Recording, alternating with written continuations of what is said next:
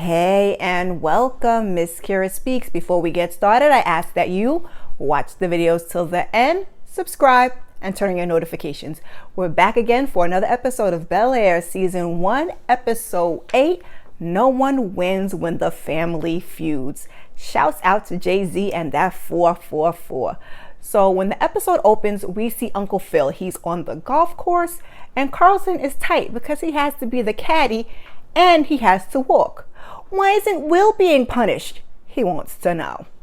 His punishment is on hold because it's his birthday, Uncle Phil says, and I say, child, must be nice. My parents never postponed my punishment because it was my birthday, although I think I was smart enough to stay out of trouble around my birthday. Carlton says the whole thing was blown way out of proportion. The cops only got them on a noise violation, and I tend to agree with Carlton on this one. And where is Hillary's blame in all of this? She had one job, y'all, one job.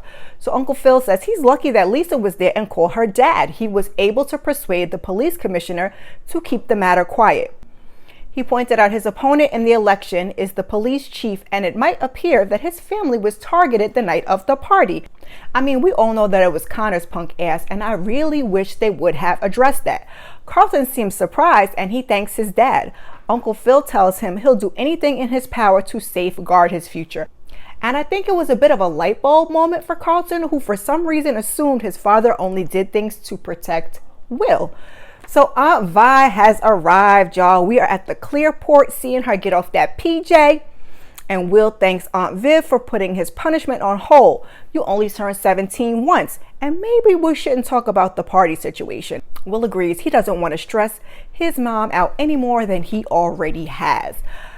Aunt Vi gives him the biggest of hugs, and then her and Viv have the awkwardest of hugs. Vi says it's good to see her and thanks her for flying her out and looking after Will. So Hillary, she's at that influencer house and she's trying to whip up something real quick when Kylo comes in and he is looking for that Thirsty Chef video part 2.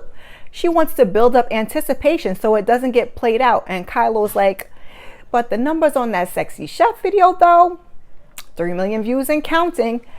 Her tutorials, a fraction of that, and he doesn't want to lose momentum. She says she won't. Hillary says she needs to prepare her parents because she told them it was a one-off, and Kylo laughs and makes a comment about needing a permission slip, and I guess he forgot her father is running for DA. So yes, a heads up is necessary in this case. We're back at the golf course and Uncle Phil is looking for Assemblyman Hernandez endorsement. He says he likes him, but it's a tight race and he doesn't have his family in order. Phil says they're not on the ballot. Hernandez says, your wife vanished from the campaign trail ever since that outburst at a charity event. That, sir, was not an outburst and was well deserved. Your daughter's posting thirst trap videos and your son's throwing parties that get shut down by the police. This is a huge problem in our community, y'all. That desire to attain perfection, it often results in death or poor mental health. What the family represents is reality, because I'm sure these politicians have a lot worse going on behind closed doors. Again, could not be me. So Uncle Phil says he has no stain on him, and Hernandez tells him, you want to win, get your family in line. So Aunt Vi, she arrives to the Banks estate and she is impressed. They talk about one of Aunt Viv's paintings, and Will, he gets a text from Lisa. Vi hasn't been in LA in 20 years since Viv's wedding, she says. They talk about the finances being different back then. So after a little conversation, Vi says she might tell Will about his father. Aunt Viv is worried that it may hurt Will. Vi says it may hurt him and he might be upset, but they'll just explain their reasons. Aunt Viv says he might hate us. Are you prepared for that? So Will meets Lisa in the pool house and she is ready for some afternoon delight. But Will tells her, after some kissing, of course, that as much as he wants to, his mom just got there. He admits that he's a mama's boy, and Will wants her to meet his mom, and tomorrow at his birthday dinner will be the perfect time. Lisa says she can sneak past her dad, but he's got to handle Carlton. He's been freezing her out since he found out about them. Lisa and Will, they both just said, After them conversations we had with Phil and Fred, and they just doing their own thing. And now they're about to play in Carlton's face at this dinner. So Will says he'll deal with Carlton and she should just focus on charming his mom. So after the golf game, Carlton asks his dad, did he not get the endorsement? He tells him that Hernandez doesn't want to choose between two Democratic candidates.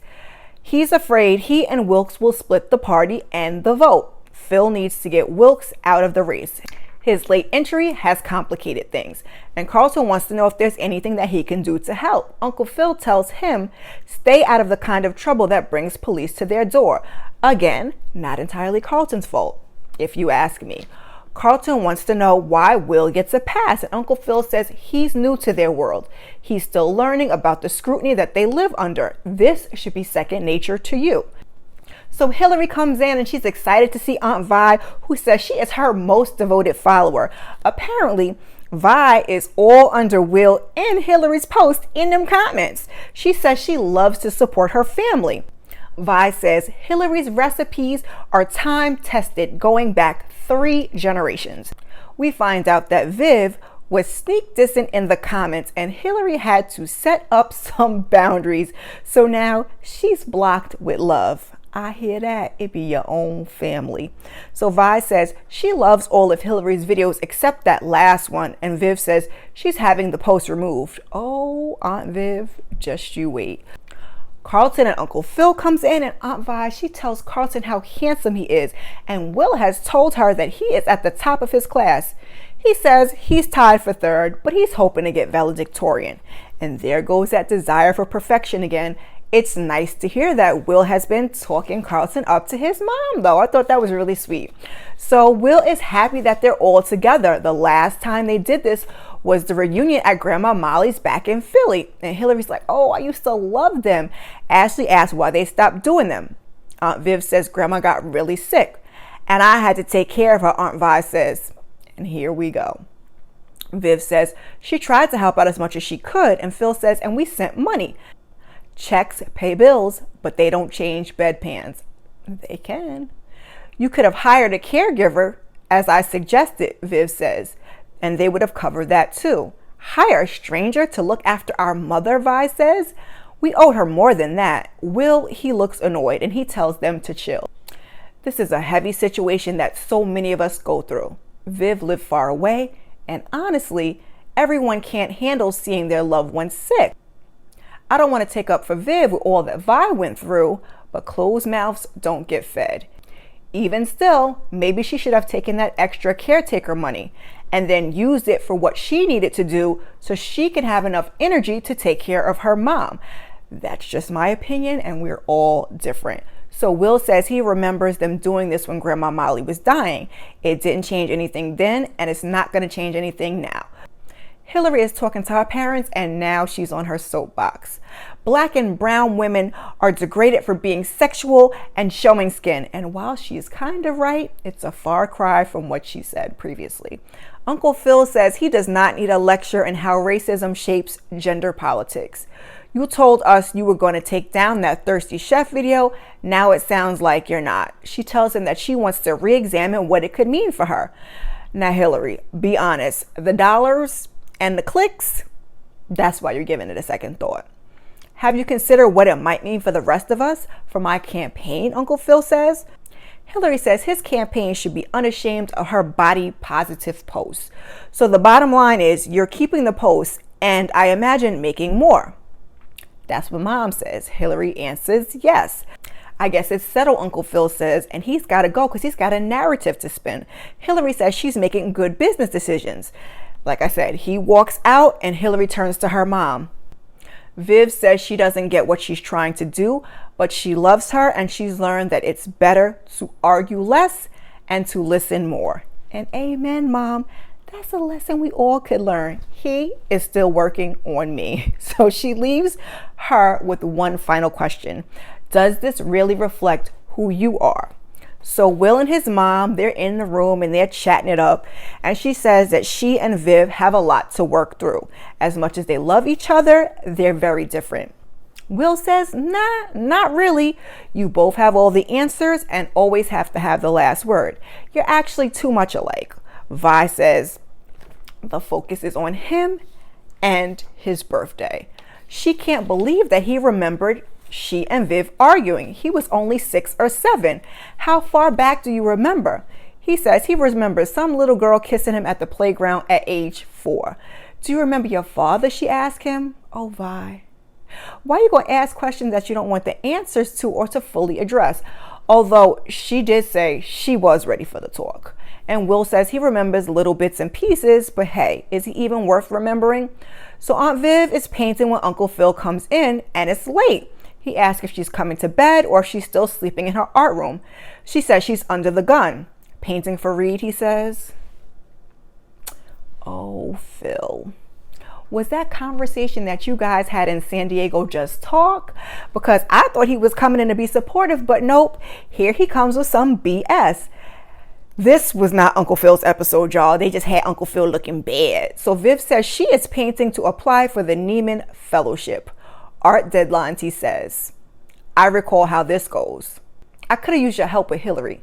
There's no use arguing in circles with her. She says, we have a potentially bigger problem. Vi is considering telling Will about Lou. She says she advised against it. Phil says good because that's a horrible idea. Horrible for us, but Will deserves to know the truth about his dad. Someday, Uncle Phil says, but not on his 17th birthday. That part I agreed with. He says he needs her to stand with him on this one, and Viv says the longer that we keep him in the dark, the worse it will be for all of us.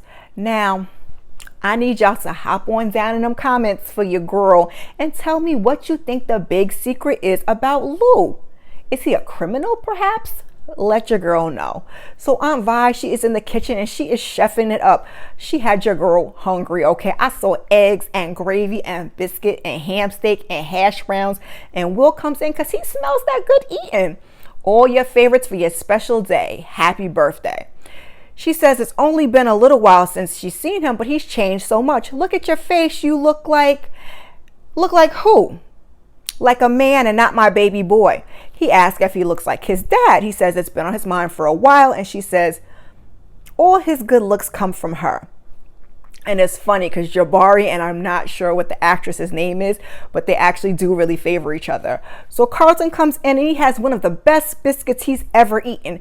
He says his mom don't cook like this. Vi says that's because Viv was too busy running them streets. And she starts talking about her climbing on the stage at a D'Angelo concert.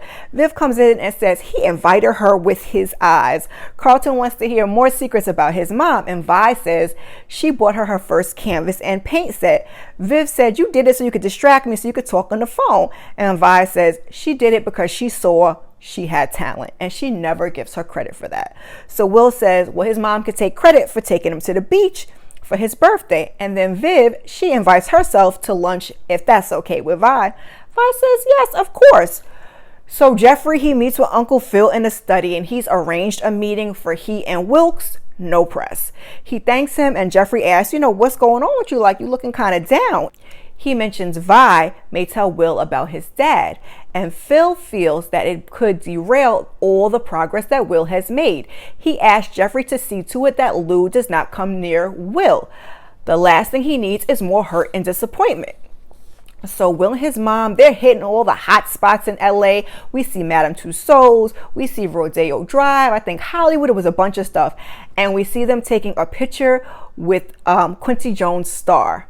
Now, Will Smith, he credits Quincy with being his mentor when he first started Fresh Prince. So they end up at a boardwalk and they're having some ice water, and Vi says it's beautiful. And Will says, it took him a minute, but he really likes Callie now. She says she's proud and she misses him, but she's happy to see him thriving. And he says if it wasn't for Aunt Viv and Uncle Phil, he doesn't know where he'd be. Ouch. I knew that stung before Vi even said anything. You just gonna give all the props to them over these last few months when I raised you on my own? Now, that's not what he meant. He tells her he sees her. If it weren't for her sending him out there, he probably wouldn't have made it to this birthday. So thank you. She thanks him for being the man he was meant to be. She just doesn't want him to forget his whole story. So Hillary, she's got her ring light, she's got on some lingerie and a little tasteful little robe. And she's, about to record that Thirsty Chef Part 2. And then she hears her mom's voice in the back of her head asking, does this reflect who she is? She can't do it. She closes her robe and she shuts the camera off. Phil and Fred meet up, and Fred, he is taking shots early. He says he takes the law very seriously. He doesn't bend it or buy his way out of following it like he did at Carlton's party. Phil says his daughter was a guest and no one checked her alcohol intake, so you can quit with that saint routine. Phil says the election has gotten complicated since he jumped in, and they could split the vote and push Crawford to the win. Their debate should decide which one continues to stand in the election. Whoever's leading afterwards becomes the sole Democratic candidate. Loser bows out, throwing full support behind the winner. They shake on the debate, deciding it all. But somehow, I don't think it's going to go as planned. Hillary goes to have a talk with Kylo. She tells him she came up with 4 videos outside the Thirsty Chef. Kylo says he's done his research. You dropped out of college. You left 2 or 3 jobs, internships. You even quit those online personas you were trying on for fun. Hillary says she's been finding herself. He says she has a pattern. As soon as something doesn't go your way, you're pretty quick to take off to another venture. It's an easy habit to form when you never have to pay a bill. I mean, I get where he was going with this, but she's not even 30 yet. She is in her early 20s, and is that not what your younger years are for? Finding who you are? So she gives him a F you and tells him, don't try to psychoanalyze me just because I don't do what you want. You hated that video until I posted and it skyrocketed and you earned all those sponsors, he says. She says she will keep her sponsors and do it her way without him. He says, yeah, except if you leave, all the content you've created in the house belongs to me and you owe me a kill fee. A huge one. You didn't read your contract, did you? Hillary's face. Now, we later find out that that kill fee is $50,000. Ouch. And I am so disappointed. Now, I understand most of us folks, we do sign contracts without reading them and get ourselves in trouble down the line. But your father is a lawyer, boo. And he always seems to support her. So why wouldn't she have let him or someone on his team take a quick look? It's beyond me. Then get mad at the mamas, but this is exactly what Aunt Viv was talking about. So Viv, she joins Will and Vi at the restaurant, and it turns out that a lot of celebrities come there, and Will has been there before. Vi asks Viv what's going on with her, and she tells her that she is nominated for a Neiman Fellowship. It's a genius grant to visual arts. Vi says she's happy to hear it. She was disappointed when she stopped painting. And she could have and should have stopped there. But then she adds, especially after all the sacrifices she and Mama made so she could become an artist. They're about to get into it when the waitress comes over to take their orders. And Will says they'll enjoy this lunch on his birthday. No side orders of extra energy necessary. So Uncle Phil is practicing his boxing form with Jeffrey. Jeffrey says maybe he should try a different approach when it comes to Will's dad. If you knew Lou, you wouldn't say that. He's not someone Will needs in his life right now. Why should you decide that? Why not Will? Why not his father? Jeffrey says he thinks about his son. You take a minute to think about Carlton and then tell me what you would do if you were in Lou's position. Just do what I ask.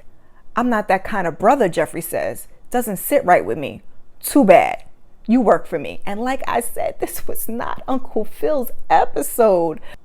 Vi and Will are walking and he wants to know about his dad. He says it's been on his mind for years, but she puts him off whenever he's brought it up in the past. She says she didn't want to badmouth him, especially when he was younger. And Will says he's older now and he wants to know everything, good and bad. She says Lou was complicated and she tries to tap dance around it, and Will calls her out and says he's 17 and he wants to know the full story. Vi says Lou was a half-assed dreamer, jumping from one get-rich-quick scheme to another. She believed it all. He owed a lot of money around town and she paid off his debts. He created mess and she cleaned it up until Will came along. He ran off because he couldn't use her anymore. Now we know that's not all there is to the story. Now, was he scamming or was he a gambling man? What did Viv and Phil have to do with it? Did he take a charge for Phil? Or are they all responsible for him going to jail? I need to know. I think we get to see Lou in episode 10. So Aunt Vi asked Carlton where he got Will for his birthday. He got him some ankle weights for his vertical. She says that's very thoughtful, and honestly, I was thinking the same thing. It's good to see when they're getting along and being thoughtful with each other. Aunt Vi says when Will was 5 or 6 years old, he used to beg her to give him a brother. Carlton says after Ashley was born, he used to beg his parents for a brother too. And now you have both gotten what you wanted, and the universe is doing its thing. So Lisa and Will, they come in and he introduces her to his mom. And it's funny because as soon as these two started talking, I was thinking to myself that Lisa was giving me them Vi vibes, which is probably why Will was drawn to her. So Aunt Vi says she likes her. She's not afraid to speak her mind, and that is exactly what you need in a woman. Aunt Viv lets them know that dinner's going to be delayed because Uncle Phil is caught in traffic.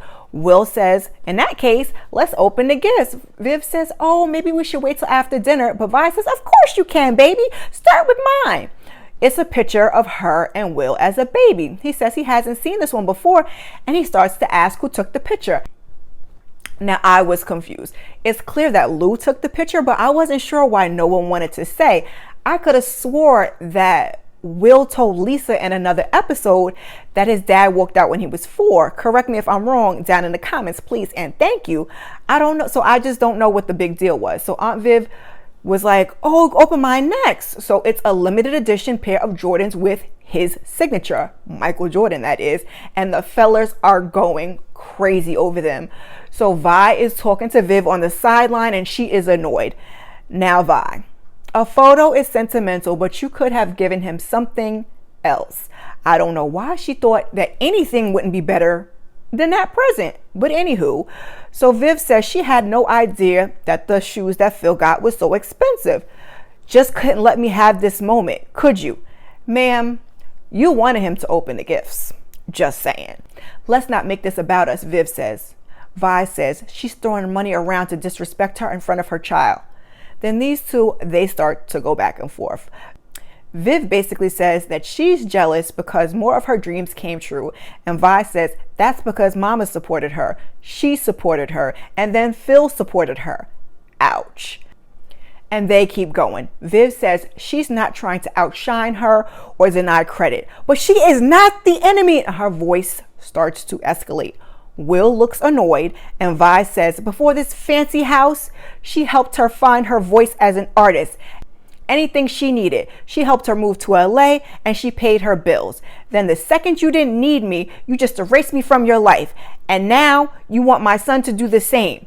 And she walks off, and then Viv, she walks off in the other direction. And this scene had me tearing up because sibling relationships can be so volatile, y'all. And looking at them, all I could see was Will and Carlton. So Carlton goes into Viv's creative space and she says it's always like this with her. He tells her to take a breath.